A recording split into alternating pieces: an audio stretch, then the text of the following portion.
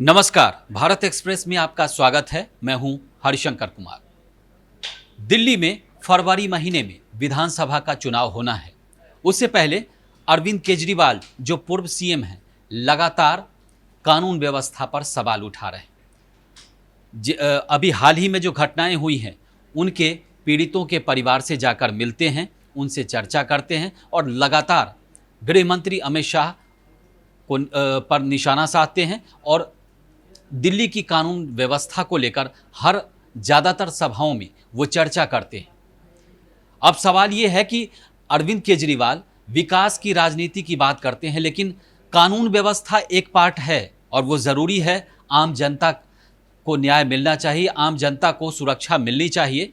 लेकिन विकास के मुद्दे की बात करने वाले अरविंद केजरीवाल सबसे पहले तो कानून व्यवस्था से पहले देखिए तो वो रेवड़ियों की बात कर रहे थे। खुलेआम तौर पर उन्होंने रेवड़ी की बात की, उसके बाद कानून व्यवस्था पर बात की। लेकिन दिल्ली में इसके अलावे भी कई मुद्दे हैं। बिजली बिल एक तरफ है, उसके बाद पानी की समस्या है। दिल्ली के कई इलाकों में अभी भी पानी की समस्या है। नई कॉलोनियों को आपने ऑथराइज करने के तो वादे कर दिए, कई ऑथराइज हो भी गए, लेकिन वहाँ पानी अल्टरनेट डे करके आता है। जैसे आज आएगा तो कल नहीं आएगा, फिर परसों आएगा। और गर्मी के दिनों में, जून जुलाई के महीनों में आपने देखा होगा कि वहाँ पर पानी की क्या स्थिति रहती है। कितनी लंबी लंबी कतारें जो है दिल्ली जल बोर्ड के टैंकरों के सामने होता है, चाहे वो सोनिया विहार हो, चाहे दक्षिणी दिल्ली का संगम विहार इलाका हो। कई सारे ऐसे इलाके हैं जहाँ की तस्वीरें आपको देखने को मिल जाती है। इन सब के बीच सवाल यमुना की सफाई का भी है, क्योंकि यमुना पिछले कई वर्षों से, कई दशक हो गए यमुना मैली है। यमुना में जो पानी आता है वो हरियाणा से आता है, जो पीने योग्य बनाया जाता है। लेकिन यमुना की स्थिति जस की तस है। बीजेपी का आरोप है कि उस पर करोड़ों खर्च किए गए, लेकिन नतीजा कुछ नहीं हुआ।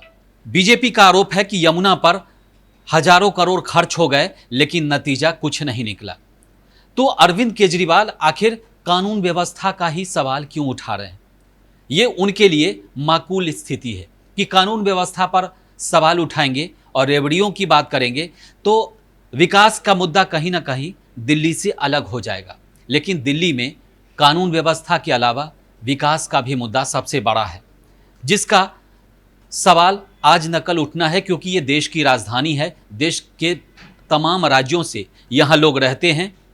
कई जगह की सड़कें आज भी बहुत अच्छी नहीं हैं। ये भी अरविंद केजरीवाल की सरकार, मतलब आतिशी सरकार के लिए ये चुनौती है, क्योंकि कानून व्यवस्था के अलावा अगर कानून का मसला केंद्र के पास है, दिल्ली के कानून व्यवस्था का मसला अगर केंद्र के पास है, तो दिल्ली में पीडब्ल्यूडी मंत्रालय केजरीवाल के पास है। दिल्ली डेवलपमेंट का काम जो है वो आम आदमी पार्टी को करना है, आतिशी सरकार को करना है।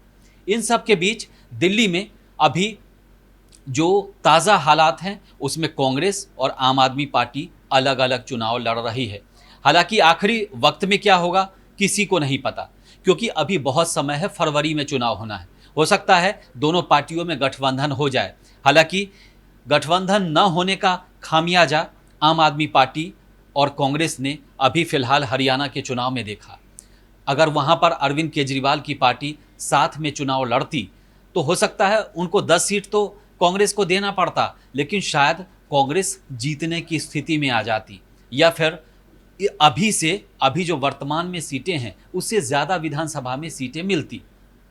इन सब के बीच दिल्ली में अभी कांटे का मुकाबला है। बीजेपी जोर लगा रही है, बीजेपी के नेता जगह जगह सभा कर रहे हैं। तो अरविंद केजरीवाल भी जब से सीएम पद उन्होंने छोड़ा है तब से लगातार वो किसी न किसी इलाके में जाकर सभा करते हैं, लोगों से मिलते हैं, बीजेपी पर आरोप लगाते हैं, अपनी बात रखते हैं।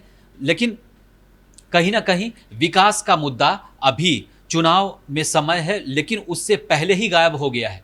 अब कानून व्यवस्था, बीजेपी विकास की बात करती है तो केजरीवाल कानून व्यवस्था की बात करते हैं।